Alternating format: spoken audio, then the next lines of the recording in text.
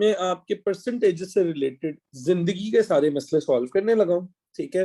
तो आपने बड़ी एक्टिव रहना है। हमें जिस तरह का मर्जी परसेंटेज का सवाल आ जाएगा, after today we will be able to do all of that, ठीक है ना, चाहे आपको परसेंटेजेस का कुछ भी नहीं आता। ले जी, परसेंटेजेस हम सबसे पहले, परसेंटेजेस में दो तरह की चीजें होती हैं, हम पहले एक तरह की चीज देखते हैं। एक स्टोरी सुनाऊंगा, स्टोरी सुनते जाइएगा। मैंने एक दफा, एक टीचर है बेटे, वो क्लास में एक टेस्ट लेता है, ठीक है, और वो ना बच्चों के मार्क्स निकाल देता है। एक टीचर एक क्लास टेस्ट लेता है और वो बच्चों के ना बेटे मार्क्स निकाल लेता है, ठीक है बेटे। एक बच्चे के मार्क्स आते हैं उसके पास, सॉरी यार इसको तो बेटे, एक बच्चे के मार्क्स आते हैं उसके पास 40 आउट ऑफ 50, और बच्चे ने घर जाके बताना है कि what is the percentage marks of beat, ठीक है। सो अब देखिएगा जरा, उसके लिए उस बच्चे को एक फॉर्मूला डेवलप करना है, ठीक है। सो बेटे, परसेंटेज मार्क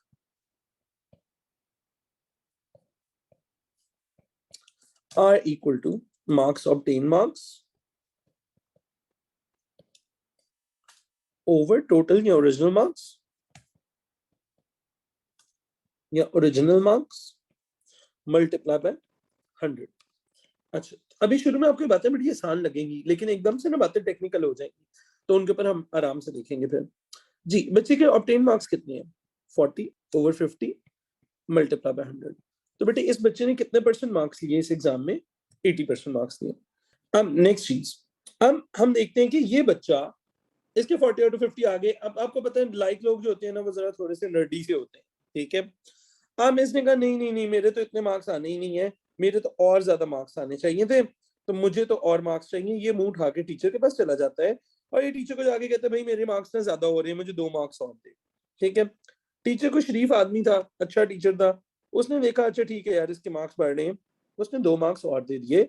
अब बच्चे के मार्क्स हो गए 42 आउट ऑफ 50, ठीक है। अब मैं आपसे पूछता हूँ, कैम्ब्रिज वाले आपसे पूछेंगे what is the percentage increase in marks? What is the percentage increase in marks? तो बेटे उसका फॉर्मूला कैसे बनेगा? अच्छा, by the end of this chapter आपको ये फॉर्मूलाज नहीं याद करने पड़ेंगे, that is the magic that I will tell you how to, ठीक है। 42% है बेटे। अब आपने क्या करना है, इंक्रीज, इसका फॉर्मूला बेटे इंक्रीज ओवर ओरिजिनल या फिर ओल्ड मार्क्स मल्टीप्लाई बाय 100। चलिए आप मुझे पहली बात बताइए, इस बच्चे का इंक्रीज इन मार्क्स कितने हैं? जब ये बच्चा वापस दोस्तों में जाएगा ये क्या बताएगा, कितने मार्क्स का इंक्रीज आया है इसके पास? 2 मार्क्स का इंक्रीज आया, इंक्रीज में 2 डाल दे। ओरिजिनल या ओल्ड मार्क्स कितने हैं? ओरिजिनल या ओल्ड मार्क्स कितने हैं? ये कितने मार्क्स हैं? ओरिजिनल मार्क्स कितने हैं? 40 के 50? 50 ओरिजिनल मार्क्स होंगे या 40 ओरिजिनल मार्क्स होंगे? What do you guys think? इस वर्ड को पढ़ें। आप अपने दोस्तों को जाके क्या बताओगे, मैं 40 से 42 करवा के आया हूं, 50 का तो कोई जिक्र नहीं करोगे ना। आपने अपने ओल्ड मार्क्स बताने होते हैं। सो बेटे यहाँ पे ओल्ड मार्क्स में आने हैं 40 मार्क्स मल्टीप्लाई बाय 100, 5%। इसका आंसर आता है बेटे 5%, ठीक है। सो अब ये बड़ी एक इंपॉर्टेंट डिटेल है कि परसेंटेज में हमेशा डिनोमिनेटर में आपकी अपनी पुरानी अमाउंट जानी है, ठीक है। आपकी अपनी पुरानी अमाउंट जाया करेगी डिनोमिनेटर में। बेटे मुझे पता है अगर आप 42 का परसेंटेज लो तो ये 84% बनते हैं और ये 80% बनते हैं। ये इंक्रीज 4% का इंक्रीज नहीं मानते मैथ्स वाले। मैथ्स वाले इसको परसेंटेज इंक्रीज नहीं कहते हैं। मैथ्स वाले कहते हैं परसेंटेज इंक्रीज का मतलब है कि जो अमाउंट इंक्रीज हुई है वो ऊपर आए, ओल्ड वैल्यू नीचे आए, मल्टीप्लाई बाय 100। आई नो आप लोगों को लगता है कि 80% और 84% में से माइनस करने को percentage, this is not percentage increase, ठीक है। This is not what maths, यही मैंने आपको बात सिखानी है क्योंकि मुझे पता है हमें बचपन में यही मिसकंसेप्शन रह गई होती है। So this is not percentage increase. Percentage increase क्या होता है बेटे? इंक्रीज ओवर ओरिजिनल वैल्यू या old value multiply by 100। Let suppose ये 40 वाला बच्चा एक और 40 मार्क्स वाला बच्चा था, वो टीचर के पास गया, उसने कहा सर ये देखें ये वाला बच्चा 2 मार्क्स बढ़वा के गया है, आप मेरे भी 2 मार्क्स बढ़ा दें। टीचर ने कहा नहीं, अब मैं सर जैन की तरह का बन जाता हूँ, और सर जैन पेपर चेकिंग में एक बड़े जालिम इंसान है और मैं बिलीव करता हूँ जो कैम्ब्रिज वाले बिलीव करते हैं, वो है पेपर चेकिंग। ठीक है जी। अच्छा, पेपर रीचेकिंग में बिलीव करता हूँ, तो मैं कहूंगा बेटे मैं आपका पूरा पेपर रीचेक कर देता हूँ दोबारा, अगर आपके मार्क्स बढ़े हो तो बढ़ा देंगे, ना बढ़े हो तो नहीं बढ़ाएंगे। सो मैंने उस बच्चे का पेपर दोबारा रीचेक किया और मुझे पता ही चला कि उसके ना 1 मार्क कट रहा था। तो सिंस मैं काफी जालिम पेपर चेकर हूं, तो मैंने 1 मार्क उसका काट दिया। अब बन गए उसके 39। खैर उसकी जिंदगी में तो रोना धोना मच गया। हम आपसे पूछते हैं कि what is the percentage decrease of marks. तो बेटे उसका फॉर्मूला बनाना सीखें। जिस चीज की परसेंटेज निकालनी होती है बेटे उसको ऊपर रखते हैं,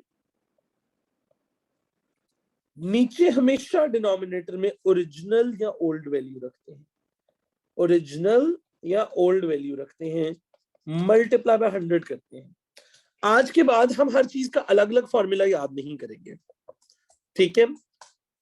आज के बाद हम हर चीज का फॉर्मूला अलग अलग याद नहीं करेंगे, हम एक ही फॉर्मूला याद करेंगे। जिस चीज की परसेंटेज निकालनी है उसको ऊपर रखो, नीचे ओरिजिनल या ओल्ड वैल्यू रखो, नीचे ओरिजिनल या ओल्ड वैल्यू रखो, मल्टीप्लाई बाय 100 कर दो, ठीक है? कितने का डिक्रीज आया इस बेचारे का? 40 मार्क्स लेके गया था, कितने करवा के आ गया? 39 करवा के आ गया। तो डिक्रीज आया बेटे इसका 1 का। ओवर ओरिजिनल या ओल्ड वैल्यू, बेटे ओरिजिनल या ओल्ड वैल्यू, ओल्ड वैल्यू कितनी थी बेटे इसकी? कितने मार्क्स लेके गया था? 40 लेके गया था, मल्टीप्लाई बाय 100, 2.5% डिक्रीज आ गया, 2.5% डिक्रीज आ गया। रट्टा लगाइए मेरे साथ, चलिए छोटा सा एक रट्टा लगाते हैं, बहुत काम आएगा हमें। आज के बाद हम profit loss, percentage discount, percentage tax, percentage savings, इनके अलग अलग फॉर्मूलाज याद नहीं करेंगे। आज के बाद हमारी जिंदगी में परसेंटेज से रिलेटेड सिर्फ एक फॉर्मूला है, वो क्या है जी? जिस चीज की परसेंटेज निकालनी है वो ऊपर रखा करेंगे, डिवाइडेड बाय ओरिजिनल या ओल्ड वैल्यू, मल्टीप्लाई बाय 100।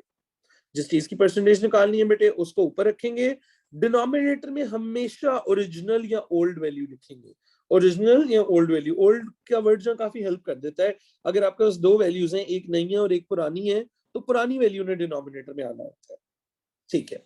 अच्छा जी, अब आ जाए कुछ प्रॉफिट लॉस सिनेरियोज के ऊपर बात करते हैं। अच्छा बेटे, ना तो आपने प्रॉफिट का फॉर्मूला याद करना है, सुन लें, ना आपने कभी लॉस का फॉर्मूला याद करना है, ना डिस्काउंट का फॉर्मूला याद रखना है, ठीक है?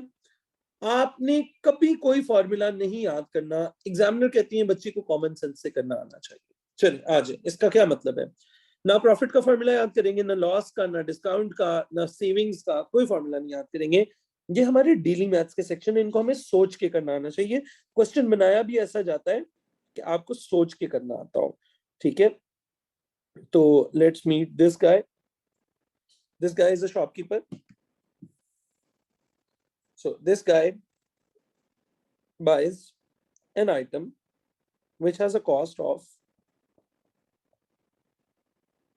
$50, and this guy sells it for $65.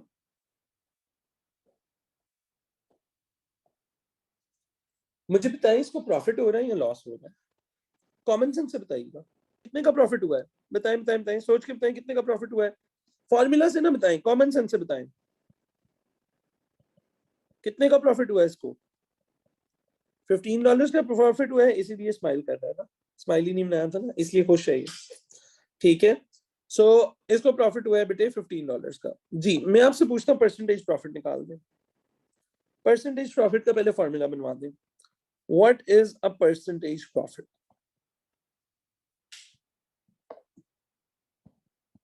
What is percentage profit? Percentage profit होता है बेटे प्रॉफिट डिवाइडेड बाय ओरिजिनल या ओल्ड वैल्यू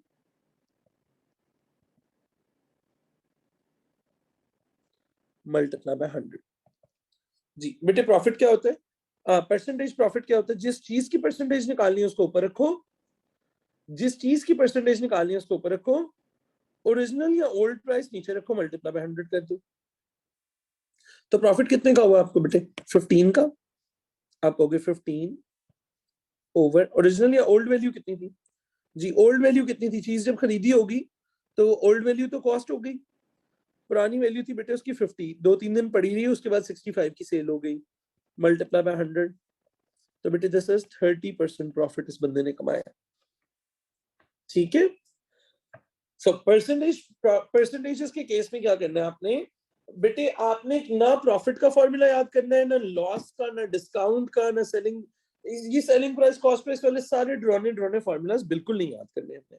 अब ये शॉपकीपर को बड़ा मजा आया, इसको प्रॉफिट इसने कमाया, ये अगले दिन फिर गया, ठीक है, और ये इसकी चीज बिक गई, अगले दिन फिर गया, इसने फिर से मार्केट से वो चीज उठाई $50 की। अब ये रास्ते में आना था, रास्ते में बारिश हो गई, बारिश हुई, ये स्लिप होके गिर गया। अब जब ये गिरा तो चीज हो गई डैमेज, ठीक है, एक तो यहाँ पीयू कर देते हैं, फिर यहाँ पे पट्टियां लग गई इसको, ठीक है, ये हो गया डैमेज, ये भी हो गया डैमेज और चीज भी हो गई डैमेज, ठीक है। अब जब इसने इसको मार्केट में आके बेचने की कोशिश की ना, तो लोगों ने उसके पैसे ही नहीं दिए, लोगों ने कहा भाई हम सिर्फ $40 दे सकते हैं इसके, बाकी आपकी चीज हो गई हुई है खराब, ठीक है। अब बताएं इसको प्रॉफिट हुआ है या लॉस हुआ है? सो अब इसको ठीक ठाक क्या हो चुका हुआ है, अब इसको लॉस हो गया हुआ है। कितने का लॉस हुआ है बेटे, इसको कितने का लॉस हुआ है इतनी छोटे छोटे लगवाने के बाद? $10 का लॉस हुआ है, इसको $10 का लॉस हुआ है। Percentage loss is equal to, loss ऊपर आएगा, ओरिजिनल या ओल्ड वैल्यू बेटे नीचे आएगी, मल्टीप्लाई बाय 100 होगा। लॉस कितने का होगा मुझे बताएं, लॉस कितने का होगा? लॉस हुआ बेटे आपको $10 का। अब मुझे ओल्ड प्राइस बताइएगा कितनी थी, ओरिजिनल या ओल्ड प्राइस कितनी थी, जल्दी बताएं। What do you guys think, what is original price, 50 या 40? हाँ शाबाश, 50। ओल्ड प्राइस, हमेशा ओल्ड प्राइस निकालनी है, हमेशा ओल्ड प्राइस निकालनी है, ठीक है। So old price was 50 times 100, so you have a 20% loss in this product. Do you guys understand this? आपसे इससे ज्यादा कुछ डिफिकल्ट नहीं पूछा जाएगा प्रॉफिट एंड लॉस सिनेरियो में, ठीक है। परसेंटेज प्रॉफिट पूछेंगे हम आपसे, परसेंटेज लॉस पूछेंगे हम आपसे। अब बड़ी एक इंपॉर्टेंट चीज है, आप लोगों ने नोटिस किया होगा, आप ये किसी भी शॉपिंग मॉल वगैरह जाते हो तो वहां पे ना अक्सर इस तरह का बड़ा सा बैनर लगा होता है और उसके ऊपर लिखा होता है,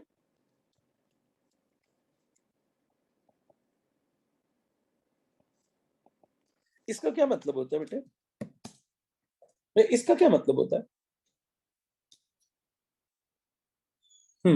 क्या लगा हुआ है, सेल लगी हुई है, यहाँ फिर क्या लगा हुआ है, दूसरा वर्ड क्या है, सेल लगी हुई है, क्या लगा हुआ है, डिस्काउंट है, शाबाश।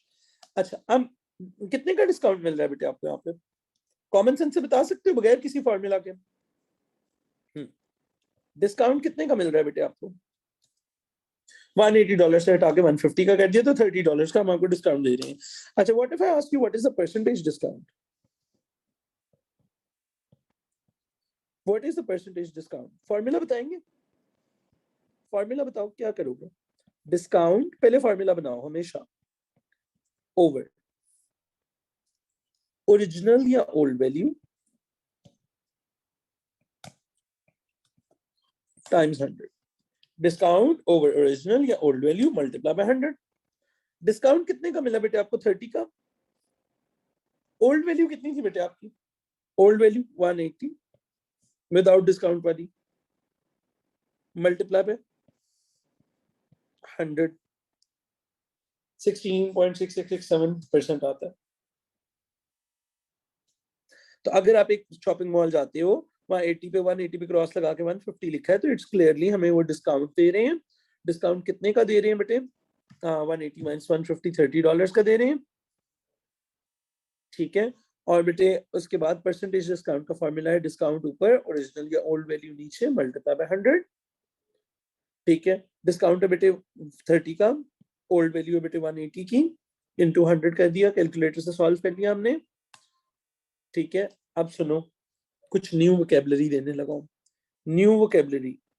बेटी जो ओल्ड प्राइस होती है ना, जो प्राइस बिफोर डिस्काउंट होती है, ठीक है, उसका एक नाम होता है, दो नाम होते हैं सॉरी, न्यू वोकेबलरी। बेटी ये जो प्राइस है ना, ये बिफोर डिस्काउंट वाली प्राइस को, सॉरी आफ्टर वाली,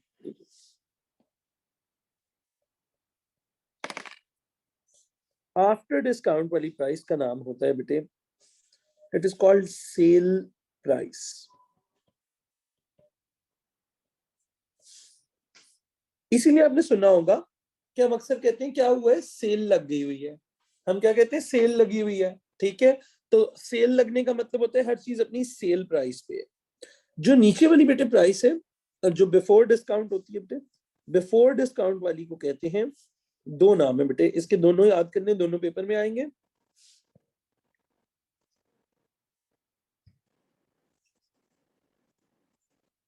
बिफोर डिस्काउंट वाली प्राइस को हम कहेंगे मार्क प्राइस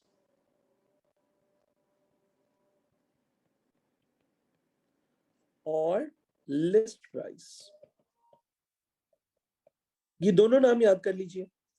जहां कहीं दुनिया में सेल लगती है बेटे, उसमें जो पहली वाली प्राइस होती है उसको कहते हैं मार्क, पुरानी वाली प्राइस को मार्क प्राइस या सेल मार्क प्राइस या लिस्ट प्राइस कहते हैं, और जो सेल के बाद वाली वैल्यू होती है बेटे उसको बोलते हैं सेल प्राइस। ठीक है, पहली वाली क्या होती है, मार्क प्राइस या लिस्ट प्राइस, और आफ्टर वाली क्या होती है बेटे, सेल प्राइस होती है। ये वोकैबुलरी लाजमी यहाँ पे याद कीजिए मेरे साथ, क्योंकि ये पेपर में उन्होंने टेस्ट करनी है आपसे। सो बिफोर वाली क्या होगी, मार्क प्राइस या लिस्ट प्राइस, और बाद वाली क्या होगी बेटे, सेल प्राइस हुआ करेगी। इसलिए हम कहते हैं कि ये सेल लग गई है। अच्छा, बहुत सारे बच्चे इस सेल प्राइस को इस सेलिंग प्राइस से कंफ्यूज कर रहे होते हैं। बेटे नॉर्मली जितने की चीज खरीदते हैं उसको कॉस्ट कहते हैं, जितने की बेच देते हैं उसको सेलिंग प्राइस कहते हैं। उसको क्या बोलते हैं, सेलिंग प्राइस। सेल का वर्ड जब यूज होता है बेटे, सेल प्राइस बोलते हैं अगर आपने कहीं डिस्काउंट लगाया हुआ है। अगर आपने कहीं डिस्काउंट लगाया हुआ है तो आपका क्या होती है, वो क्या होती है बेटे, आपके पास सेल प्राइस होती है। That is your sale price. ठीक हो गया। अच्छा, लास्ट चीज आज के लिए देखते हैं।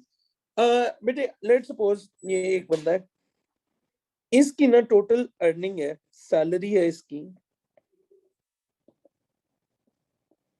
$4,300। इसमें से ना ये रेंट पे करती हैं $1,200। उसके बाद ये अपनी ग्रोसरीज लेती हैं $200 की। उसके बाद ये अपने बिल्स पे करती हैं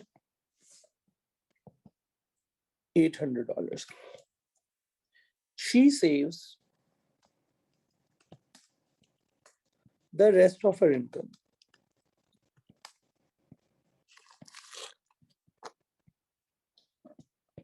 Find the percentage savings. Find her percentage savings. अच्छा, सिनेरियो समझ आ गया सबको। एक बंदी है यार जो पैसे अर्न कर रही है $4,300। ठीक है, उसमें से 1200 रेंट दे देती है, ग्रोसरीज देती है 200 की, बिल्स देती है 800 के। तो अब मुझे सर खुद सोच के बताओ इसकी सेविंग्स कितनी होंगी। सर सेविंग्स विल बी, पहले तो सेविंग्स निकाल लेते हैं ना सीधी सीधी। तो हम कहते हैं भाई 4,300 में से ना इसके सारे खर्चे जमा करके माइनस कर दो,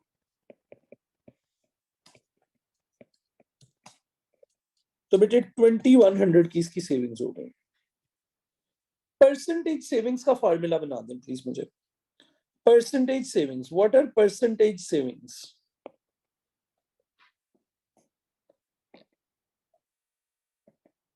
सेविंग ऊपर, वैल्यूज नहीं, पहले फॉर्मूला हमेशा बनाना। सेविंग ऊपर, नीचे क्या आएगा बेटे, ओरिजिनल या old value multiply by 100।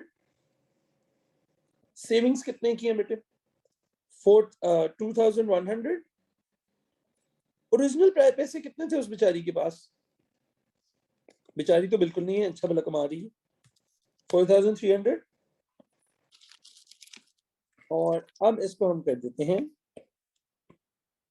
Percentage, calculator से निकाल देते हैं 48.83%।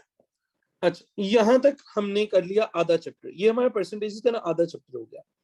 आधा टाइम अब हमें फॉर्मूला बनाना आ गया। सो अब दो तरह के क्वेश्चंस आया करेंगे हमारे पेपर में। सो जब भी परसेंटेजेस का कोई क्वेश्चन आएगा,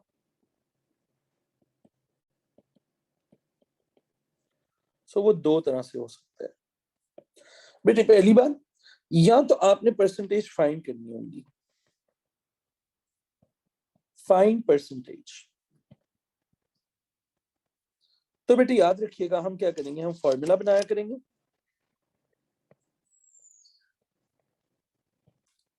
और फॉर्मूला बनाने के बाद हम जब फॉर्मूला बनाएंगे तो अब हमारे पास होगा फॉर्मूला कैसे बनता है जी, जिस चीज की परसेंटेज फाइंड करनी है, जिस चीज की परसेंटेज फाइंड करनी है उसको आप रखेंगे ऊपर, डिवाइडेड बाय क्या हुआ करेगा, नीचे क्या आता है, ओरिजिनल या ओल्ड वैल्यू मल्टीप्लाई बाय 100। अगर तो क्वेश्चन में मार्क्ड प्राइस दोनों वैसे कह देते हैं, ठीक है, वो प्राइस बेसिकली मार्क्ड प्राइस का कॉन्सेप्ट ये होता है कि जो है आपकी प्राइसेस जो पहले से मार्क्ड होती हैं उस चीज के ऊपर, उसको बोलते हैं मार्क प्राइस। अच्छा, दूसरा ये बेटे, percentage is given in the question. अगर तो क्वेश्चन में परसेंटेज गिवन हुई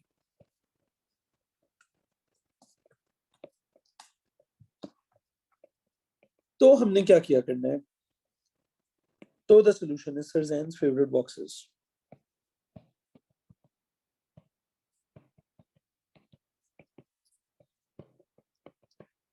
बॉक्सेस याद है जो हम 2-3 दिन से कर रहे हैं, अब हमारी जिंदगी बचाएंगे ये बॉक्सेस जी।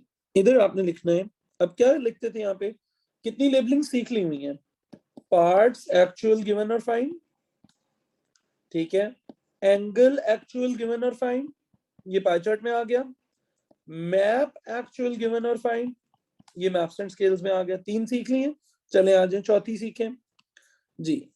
अब ये थोड़ी सी डिफरेंट है, ये थोड़ी सी डिफरेंट है, ठीक है जी। इसमें लिखेंगे हम ऊपर बिफोर आफ्टर परसेंटेज 100। अगर क्वेश्चन के अंदर परसेंटेज गिवन होगी तो आप क्या किया करेंगे, आप sir Jains favourite boxes use किया करेंगे।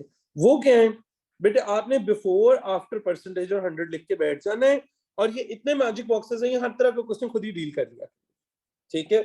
सो let's start using them. Okay, I am just gonna copy these and let's start doing some questions with these. Okay, so if population of a city was 80,000 in 2010, it rose by 20% in 2018. Find population in 2018.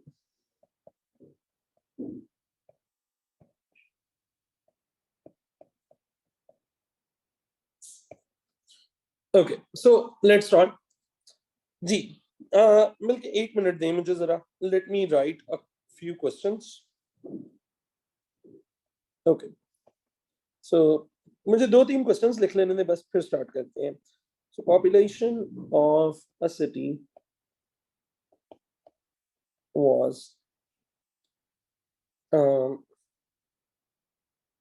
78,000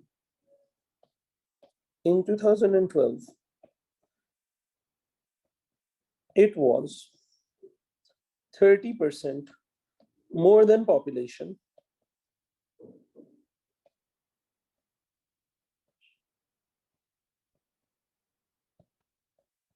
in 2011.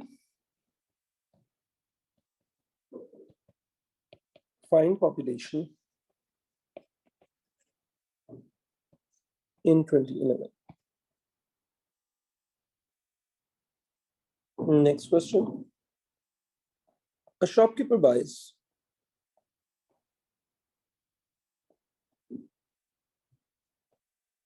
an item, keeps 10% profit,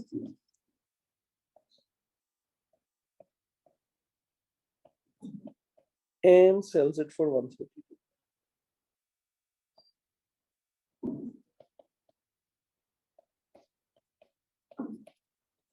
Find the cost price of item.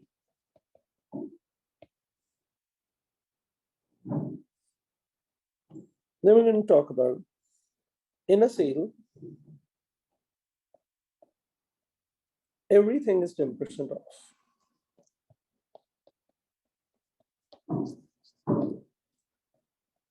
if an item has sale price of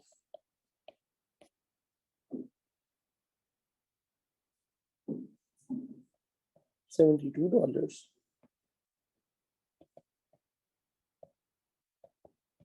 mark price. Okay, ji. These questions are confusing, of course. Now, for now, just stay focused. These are very confusing for now. 10 minutes ke baad, you will be so happy because I have a method which makes you able to do all of these without even breaking a sweat. So let's start. Read the question. Population of a city was 80,000 in 2012. It rose by 20% in 2018. You have to find the population in 2018. Okay? But ये सबसे पहली बात, क्या question में percentage given है? The answer is yes. You have the percentage in the question. जब भी question के अंदर परसेंटेज गिवन हुआ करेगी, आप कुछ नहीं सोचेंगे, आप ये वाले बॉक्सेस बनाया करेंगे. ठीक है? So whenever you have percentage given in the question, what you're going to do is going to make boxes. So number one, हमने कहा कि हम बॉक्सेस बनाया करेंगे बिफोर आफ्टर परसेंटेज 100 के. अगर क्वेश्चन में क्या गिवन होगी? परसेंटेज. तो बेटे हमारे क्वेश्चन में परसेंटेज गिवन थी, मैंने फॉरेन बॉक्सेस बना लिए. चलिए, अब दो डिफरेंट ईयर्स की बात हो रही है. कौन सी ईयर्स की बात हो रही है? लेट्स सी जी. एक 2010 है और एक 2018. बिफोर में कौन सा लिखोगे और आफ्टर में कौन सा लिखोगे? बताओ, नॉर्मल कॉमन सेंस के साथ. Before is 2010 and after is 2018. Common sense से लिखोगे. अच्छा, जो चीज डिस्कस हो रही होगी बेटे वो यहां लिखी जाएगी. तो बेटे इस कॉलम में जो चीज डिस्कस हो रही होगी वो यहां पे लिखेंगे. ठीक हो गया? अब क्वेश्चन दोबारा पढ़ें, कुछ बॉक्सेस फिल करने सिखाता हूं. दो बॉक्सेस हमने फिल करने, तीसरा खुद ही मिल जाएगा. Population of a city was 80,000 इन 2010. जी, अब मैं 80,000 किधर लिखूंगा? बिफोर में या आफ्टर में? जल्दी बताओ, जल्दी जल्दी. 80,000 पॉपुलेशन बिफोर के नीचे लिखूंगा या आफ्टर के नीचे? दो डिसीजंस देखते हैं. बिफोर में यहां लिखोगे आप 80,000. डन हो गया. अच्छा जी, आफ्टर वाला तो हमने निकालना है, फाइंड करना है, वो एक्स लिख देंगे. ऑलराइट, अब आ जाओ परसेंटेज में. बेटे परसेंटेज इंक्रीज हो रही है या डिक्रीज हो रही है? 10 से 18 में जाते हुए बेटे परसेंटेज इंक्रीज हो रही है या डिक्रीज हो रही है? बताइए. इंक्रीज हो रही है. इंक्रीज हो रही है. तो बेटे इसमें हम ऐड करेंगे 20%. तो this will be 120. This will be 120. ठीक हो गया? अब करेंगे हम क्रॉस मल्टीप्लाई और इनको कर देंगे हम सॉल्व. ठीक है? So let's cross multiply these and let's solve. 100x is equals to 120 into 80,000. X is equals to 120 into 80,000 over 120. X is equals to 96,000. Oh, population dollars नहीं आ गया. कितना? 120 over 100 है. Sorry. आंसर मैंने ठीक लिखा हुआ. Alright, so 96,000 हमारे पास यहाँ पे आ गया. अच्छा, अब कैलकुलेशन ठीक हो गई. अच्छा, अब इंपॉर्टेंट चीज नंबर 1, आपके पास इंपॉर्टेंट चीज क्या है कि आपने हमेशा बिफोर आफ्टर परसेंटेज और 100 बनाना है. बिफोर की परसेंटेज हमेशा 100 हुआ करेगी. हम सिर्फ दो बॉक्सेस हम फिल किया करेंगे, एक ये फिल किया और एक ये फिल किया. दूसरा तीसरा बॉक्स हमारे पास खुद ब खुद निकल आया करेगा. ठीक है? एक क्वेश्चन और देखिएगा मेरे साथ. एक क्वेश्चन और देखें और मैं भी बताता हूँ कि आपने 80 का 20% निकाल के ऐड क्यों नहीं करना. 80,000 का 20% निकाल के ऐड क्यों नहीं करना, वो मैं भी आपको बताता हूँ. मैं बताता हूँ. अच्छा, population of a city was 78,000 in 2012. It was 30% more than the population in 2011. Find the population in 2011. Okay? तो आपने सिर्फ एक बात देखनी है. आपने सिर्फ एक बात देखनी है कि आपको परसेंटेज गिवन है कि नहीं. क्वेश्चन में आपको परसेंटेज गिवन है. सर जैन ने क्या कहा था? क्वेश्चन में परसेंटेज गिवन होती बॉक्स बना लेना. आगे मेरी जिम्मेदारी, मैं जिम्मेदार हूं अगर क्वेश्चन सॉल्व ना करने आए तो, इसलिए leave every method and learn this one. जी, population of a city was 78,000 in 2012. It was 30% more than the population in 2011. और अब आपने बतानी है पॉपुलेशन इन 2011 कितनी है. आपके पास बिफोर और आफ्टर होगा बेटे, आपके पास बिफोर और आफ्टर होगा जी. कौन सा ईयर बिफोर में डालें और कौन सा आफ्टर में डालें, सोचें. So 2 years हैं, 2012 है और 2011 है आपके पास. Which year should we take?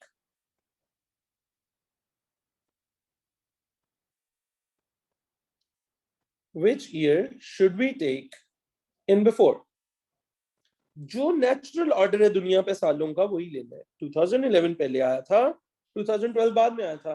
Examiner बड़े बदतमीज हैं, वो बच्चे को ट्रिक करते हैं, वो उल्टा लिखते हैं. ठीक है, आपने नेचुरल ऑर्डर में लिखनी है जिंदगी में चीजें. ओके, और यहां पे आएगी बेटे पॉपुलेशन.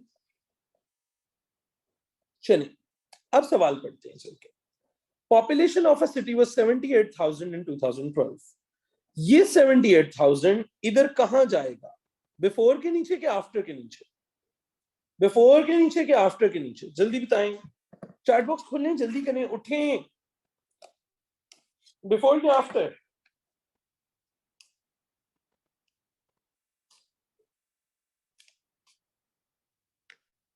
जी आफ्टर के नीचे, शाबाश. अब की दफा 78,000 इधर आएगा. बिफोर वाला बॉक्स खाली है, उसको एक्स कर देते हैं. परसेंटेज पे आ जाए. अब it was 30% more than the population in 2011. मुझे बताएं 2011 से 12 की तरफ जाते हुए परसेंटेज इंक्रीज हुई है कि डिक्रीज हुई है? आराम से क्वेश्चन पढ़ें, ये 2 लाइनें आराम से पढ़ें, जो थोड़ी थोड़ी करके आराम से क्वेश्चन पढ़िए.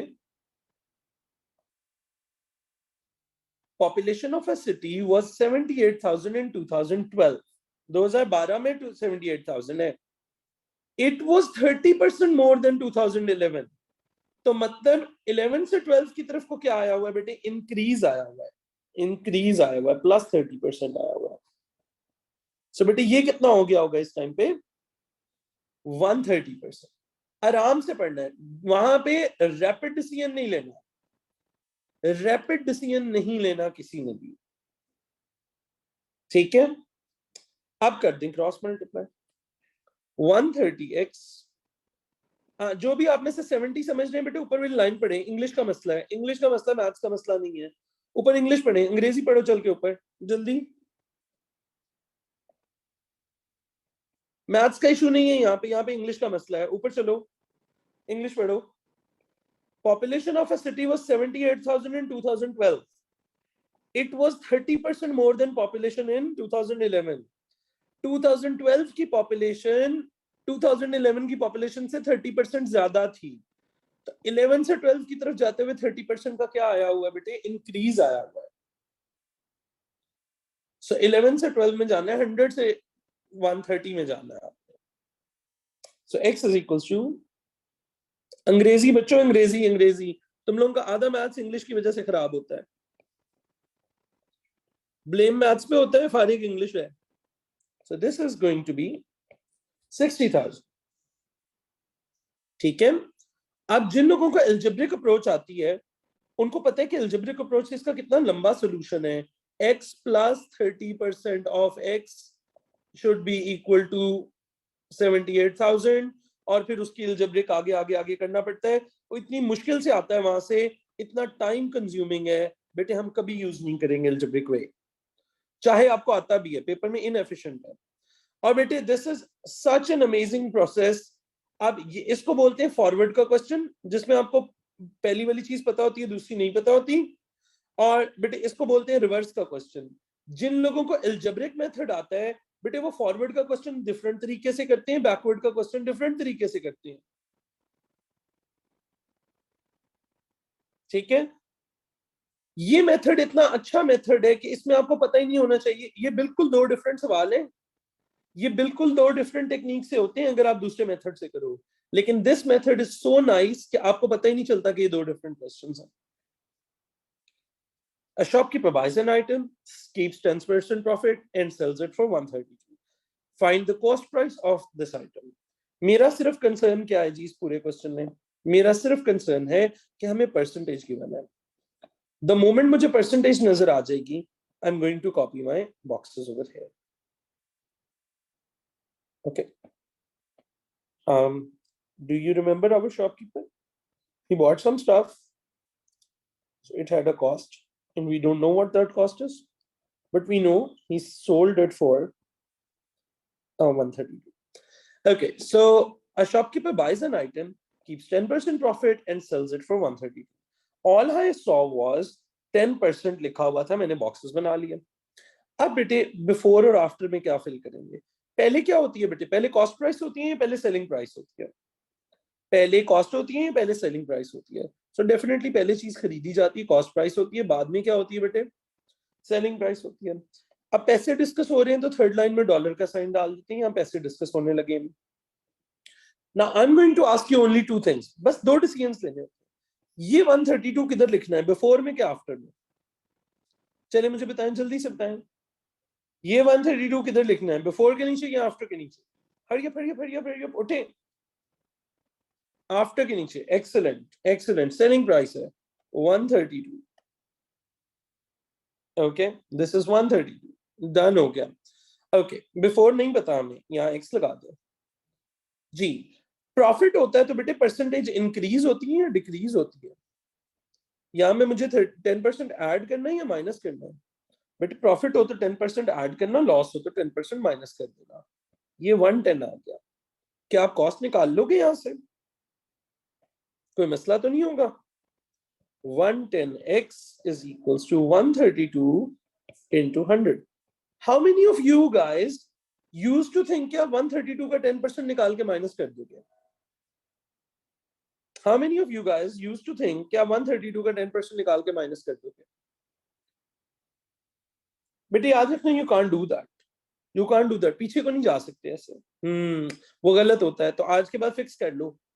You can't do that. You can't go backward in time like this. You cannot go backward in time like this. आप फॉरवर्ड आगे जा सकते हो, पुरानी वैल्यू की परसेंटेज निकाल के उसमें ऐड या माइनस कर सकते हो, अगली वैल्यू आ जाती है, अगली वैल्यू पता हो तो उसकी परसेंटेज निकाल के पीछे को नहीं जा सकते। ठीक हो गया? और ये बॉक्सेस वाला मेथड इन सारी गलतियों को कवर कर जाता है। In a sale everything is 10% off. Okay, everything is 10% off. Question में क्या गिवन थी? क्वेश्चन में बेटे आपको परसेंटेज गिवन थी। The only thing that is our decision taking moment is question में परसेंटेज गिवन थी। द मोमेंट बेटे क्वेश्चन में परसेंटेज गिवन होगी, आपने बॉक्सेस बना लेंगे। In a sale everything was 10% off. Sale में दो वैल्यूज मैंने, दो बातें मैंने आपको सिखाई थी। अब ये जरा देखना, दो चीजों की बात हो रही है, दो चीजों की बात हो रही है जी। एक तो मार्क्ड प्राइस की बात हो रही है, एक सेल प्राइस की बात हो रही है। बिफोर में कौन होती है और आफ्टर में कौन होती है बताइए? मार्क प्राइस बिफोर में, सेल प्राइस आफ्टर में। पैसे डिस्कस हो रहे हैं तो इधर डॉलर डाल लें जी। अब मेरे मेथड की सबसे बड़ी खूबसूरती मैं आपको बताता हूं। हमने इतने सवाल कर लिए, अब रट्टा लगाएं। आपने सिर्फ दो डिसीजन लेने हैं, ये 72 बिफोर में जाना है कि आफ्टर में जाना है, पहला डिसीजन। ये 10% प्लस होना है या माइनस होना है, दूसरा डिसीजन। इसके अलावा आपने कभी कोई डिसीजन लेना ही नहीं, इसके अलावा आपने कोई और डिसीजन लेना ही नहीं है जी। तो बिफोर में क्या होती है मार्क प्राइस? $72 बिफोर में जाना है या आफ्टर में? आफ्टर में जाना है, शाबाश। बिफोर में क्या जाएगा? x। बिफोर में क्या जाएगा? x। Is this 10% going to be added और सब्ट्रैक्टेड? 10% ऐड होना है या लेस होना? लेस होना। क्यों? Everything is 10% off, percentage minus हो जाएगी। समझ आ गया? डिस्काउंट के केस में परसेंटेज माइनस होगी, लॉस के केस में परसेंटेज माइनस होगी। यहां 90 आ गया। ठीक है, now let's calculate 90x 100 into 72, x is equals to 100 into 72 over 90, और ये आपके पास कितना आ जाएगा बेटे? $80। यहां तक किसी बच्चे का कोई इशू? मेथड समझ आ गया सबको? चले एक बड़ी इंपॉर्टेंट डिस्कशन करते हैं। अच्छा, अब सबको पता चल गया, दो दो काम सीखने हैं आपसे, दो काम सीखने हैं। नंबर वन, आपने बेटे ये जो अमाउंट है ये बिफोर के नीचे डालनी होती है या आफ्टर के नीचे। दूसरी बात, ये 10% में प्लस होना है या माइनस? ठीक है। हाँ बेटे, प्रॉफिट हो रहा होगा तो प्लस करेंगे, लॉस हो रहा होगा तो माइनस करेंगे। ठीक है, प्रॉफिट हो रहा होगा तो प्लस करेंगे, लॉस हो रहा होगा तो बेटे माइनस करेंगे, डिस्काउंट हो रहा होगा तो प्लस माइनस करेंगे।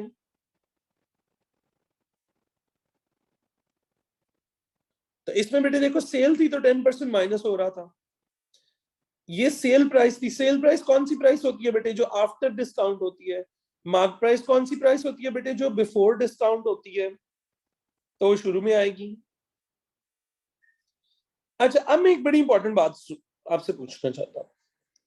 ये जो टैक्स होता है, ये जो टैक्स होता है बेटे, जरा बड़ी इंपॉर्टेंट बात है, जरा गौर से सुनना। ये जो टैक्स होता है, ये ऐड होता है या लेस सब्ट्रैक्ट होता है?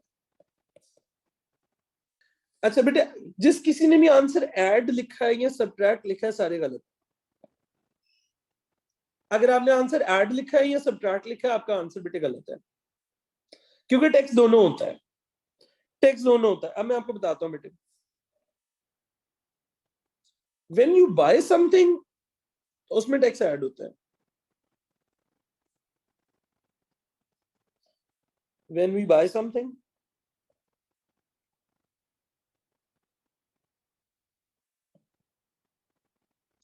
टैक्स ऐड होता है। ठीक है। आपने देखा है कभी आप खाना खाने गए हो तो बिल बनता है, बिल के नीचे क्या होता है? जीएसटी क्या हो रहा होता है उसके अंदर? ऐड हो रहा होता है। माइलो खरीदते हो, माइलो के डब्बे के ऊपर लिखा होता है इतने का माइलो है प्लस इतना जीएसटी है। ऐड हो रहा होता है ना सारा कुछ।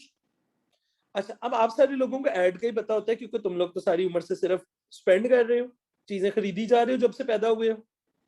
तुम लोगों ने कभी कुछ अर्न नहीं किया। So when you earn something,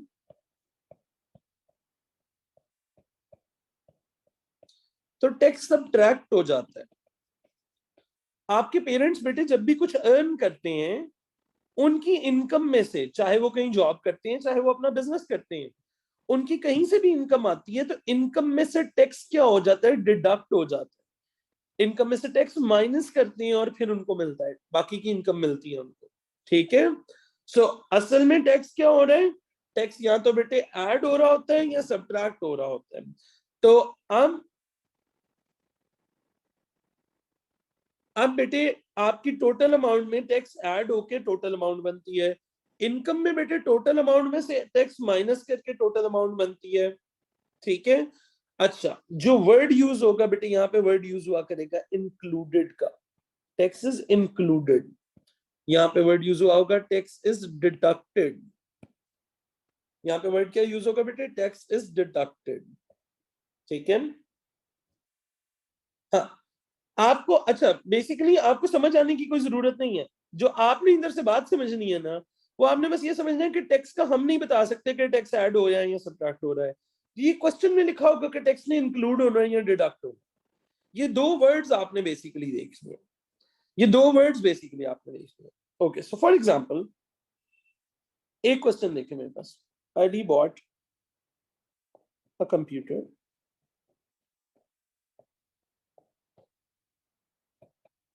tax is charge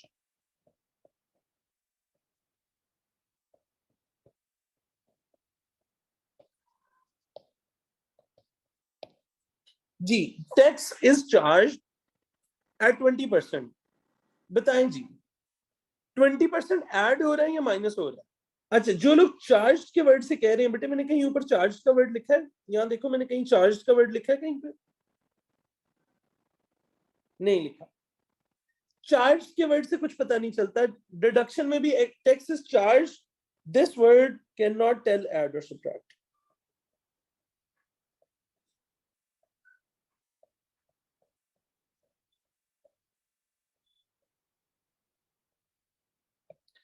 ये सब्ट्रैक्ट के क्वेश्चन में भी ऐसे लिखा होगा। अगली लाइन से पता चलना है असल में ही paid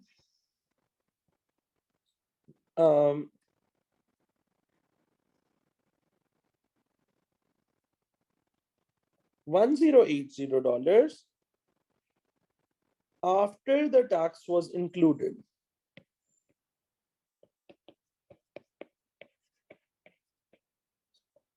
What was the original price of the computer?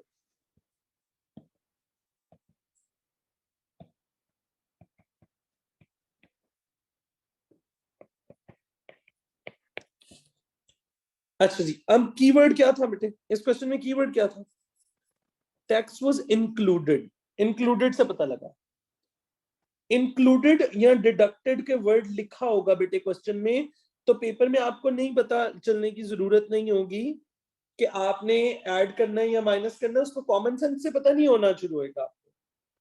ठीक है, तो आपको अगर किसी ने नहीं भी बताया ना, तो आपको बस ये पता होना चाहिए कि क्वेश्चन में लिखा होगा कि वर्ड ऐड हो रहा है या माइनस। और क्योंकि क्वेश्चन में परसेंटेज गिवन है तो मैं बॉक्सेस बना लूंगा जी। नीचे मैं पैसे बनाऊंगा डॉलर्स, बिफोर टैक्स और आफ्टर टैक्स लिख देते हैं जी। आफ्टर टैक्स वाज इंक्लूडेड 1080 ये था, आफ्टर टैक्स 1080 ये था, तो ये तो सीधा सीधा आ गया 1080। यहां आ जाएगा x जी। 20% ऐड करना है या सब्ट्रैक्ट करना है? 20% ऐड करूं या सब्ट्रैक्ट करूं? ऐड करना है, डेफिनेटली इंक्लूडेड है।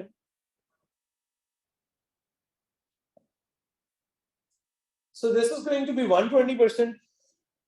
क्रॉस मल्टीप्लाई कर दें। आज हमने एक कॉन्सेप्ट ठीक किया कि टैक्स ऐड भी हो सकता है, माइनस भी हो सकता है। कहां लिखा होता है? क्वेश्चन के अंदर लिखा होता है। क्वेश्चन में अगर इंक्लूडेड का वर्ड यूज करेंगे तो बेटे टैक्स ऐड हो रहा होता है, डिडक्टेड का वर्ड यूज करेंगे तो टैक्स माइनस हो रहा होता है।